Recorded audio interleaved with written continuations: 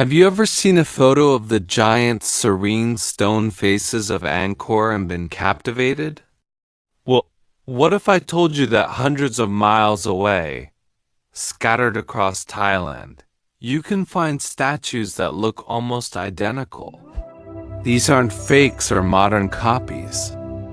They ancient relics that tell a story of a lost empire and a shared history that modern borders can't erase.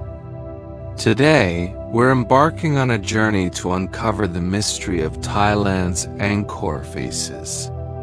Why do these colossal statues, with their gentle smiles and powerful presence, look like they were plucked straight from Cambodia's most famous temple?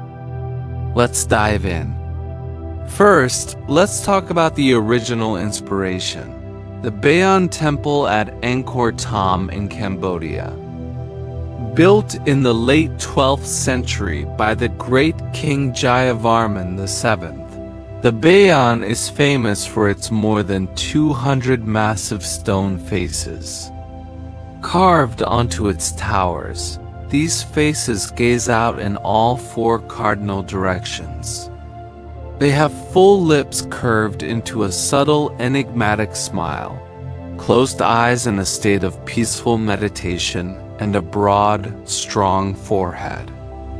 Most scholars believe these faces represent either the compassionate Bodhisattva, Avalokiteshvara, or a deified version of King Jayavarman VII himself, blending royal power with divine serenity.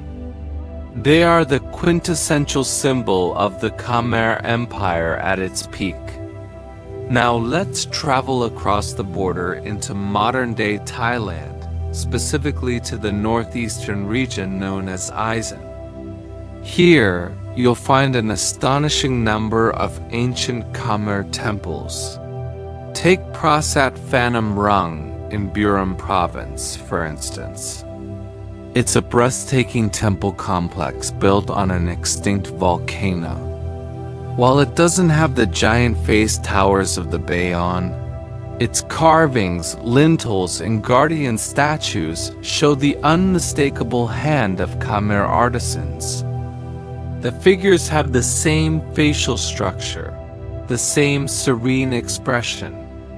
Not far from there is Muang Tam, another stunning Khmer temple with intricate carvings that echo the artistic style of Angkor. But perhaps the most striking example is the Phomai Historical Park in Nakhon Ratchasima. The main temple here, Prasat Phomai, is so grand and so similar in style to Angkor Wat that some historians believe it may have served as a prototype.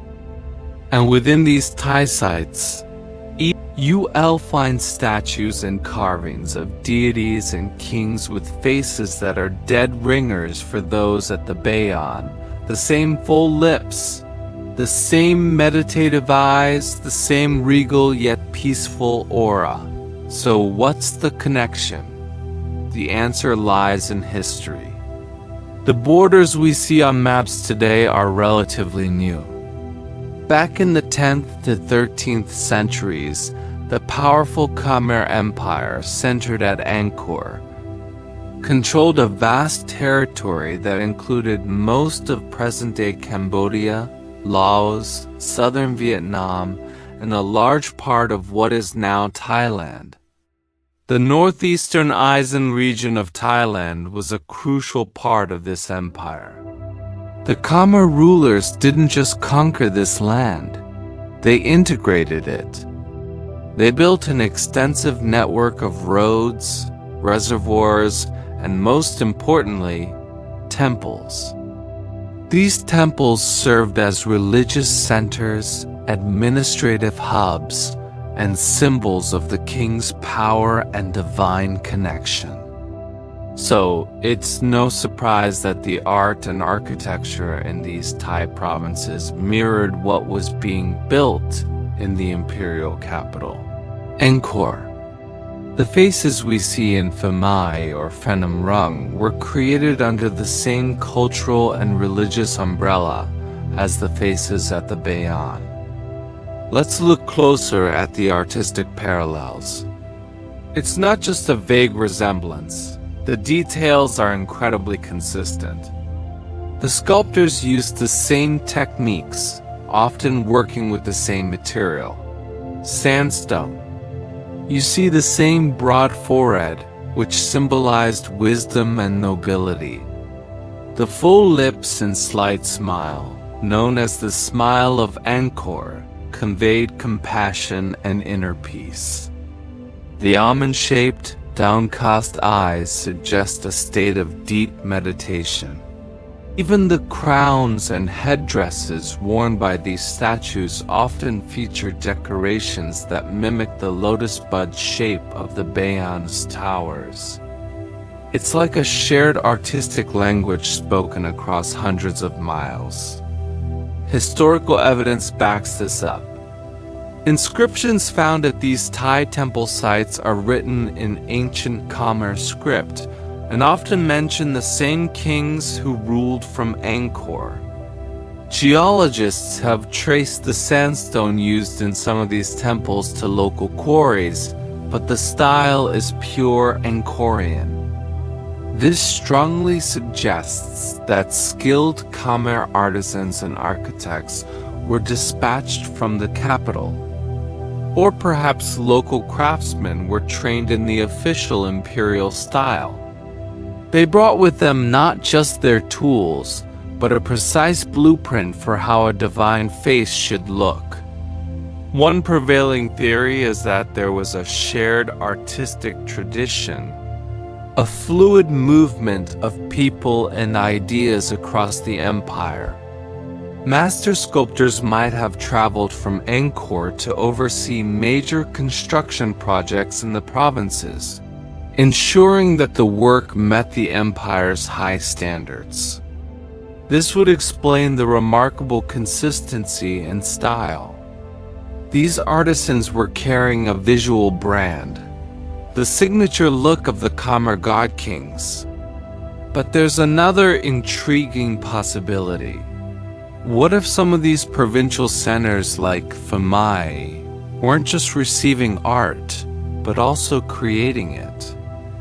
Some experts have proposed that there may have been major sculpting workshops located in what is now Thailand. Given the abundance of sandstone and skilled labor in these regions, it's plausible that these workshops not only supplied local temples, but may have even produced statues and carvings that were transported back to the capital, Angkor.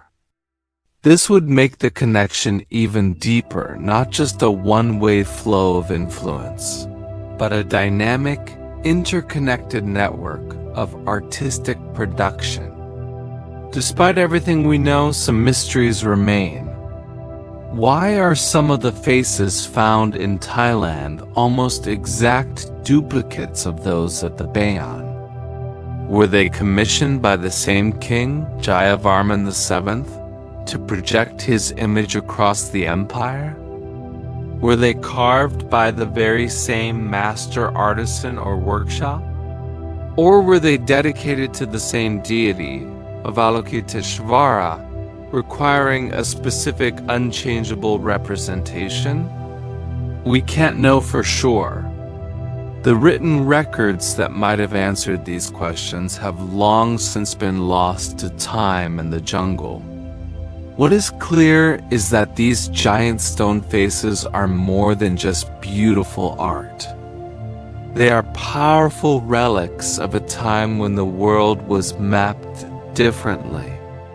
They challenge our modern concept of nations and borders, revealing a vast, interconnected civilization united by faith, power, and a unique artistic vision. The serene smiles carved in stone, whether found in Cambodia or Thailand, are echoes of the same golden age. They remind us that culture and history flow like rivers, carving new paths and leaving their mark long after empires have fallen. Next time you see a picture of a giant, smiling stone face, you might just have to ask, is this from Angkor? Or is it one of its long-lost siblings, hidden deep in the heart of Thailand?